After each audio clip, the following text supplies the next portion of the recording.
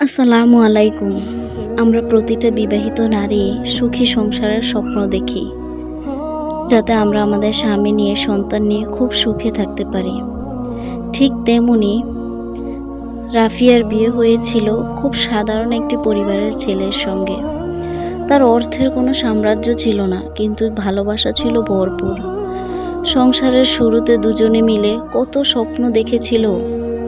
স্বামীর ব্যবসা ভালো হবে, ছোট্ট একটি বাড়ি হবে, আর একদিন তাদের সন্তান সেই বাড়ির আঙিনায় খেলবে। রাফিয়াও ছিল খুব ধৈর্যশীল এবং সাংসারিক একটি মেয়ে, এবং আল্লাহকে সে খুব ভয় করত। সেই স্বপ্ন পূরণের জন্য রাফিয়া নিজের সব পার্থিব সুখ বিসর্জন দিয়েছিল।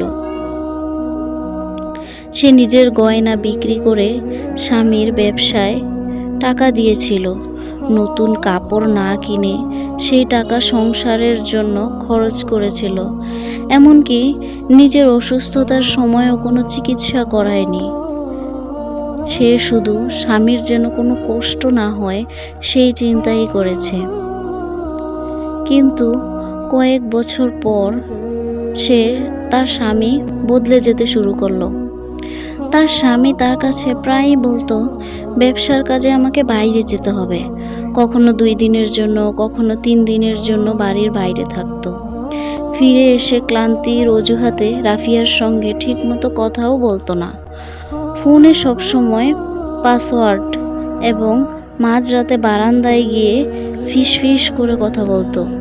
যতই হোক, রাফিয়া তো তার স্ত্রী। তার মনে প্রশ্ন জেগে উঠল যে তার স্বামী বদলে যাচ্ছে, কিন্তু সে সন্দেহকে পাপ ভেবে চুপ করে থাকত।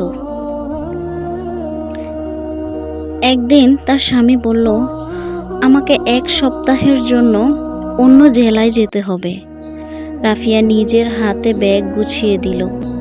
যাওয়ার সময় দরজায় দাঁড়িয়ে শুধু বলেছিল, নিজের খেয়াল রেখো। সেদিন সে তো আর জানতো না, যার জন্য সে দোয়া করছে সেই মানুষটি অন্য একটা মেয়েকে বিয়ে করতে যাচ্ছে। 1 সপ্তাহ পর তার স্বামী ফিরে এলো। আগের মতোই স্বাভাবিক আচরণ করার চেষ্টা করলো, কিন্তু রাফিয়া তো বুঝতে পারল তার চোখের ভাষা বদলে গিয়েছে, তার মুখের ভাষাও বদলে গিয়েছে। যেই মানুষটা আগে রাফিয়ার সঙ্গে ঘন্টার পর ঘন্টা সময় কাটাতো, ব্যবসার ভালো মন্দ জানাতো, সে এখন কিছুই বলে না, কিছুই শেয়ার করে না। কয়েকদিন পর আলমারি গোছাতে গিয়ে রাফিয়ার হাতে একটি খাম পড়ল। খামের ভিতরে ছিল একটি বিয়ের অনুষ্ঠানের ছবি, একটি রিসোর্টের রসিদ, আর ছোট্ট একটি কাগজে লেখা, আমাদের নতুন জীবনের জন্য শুভকামনা। এক মুহূর্তের মধ্যে রাফিয়ার চারপাশ যেন অন্ধকার হয়ে গেল। তার হাত কাঁপছিল, তার চোখ ঝাপসা হয়ে আসছিল। সে কিছুই দেখতে পাচ্ছিল না। তার বুকের ভিতরটা এমনভাবে ভেঙে যাচ্ছিল যেন বছরের পর বছর ধরে গড়ে তোলা বিশ্বাস এক মুহূর্তেই ধুলো হয়ে গেছে। সেদিন রাতে রাফিয়া কাউকে কিচ্ছু বলেনি। রান্নাঘরে গিয়ে সবার জন্য খাবার রান্না করলো।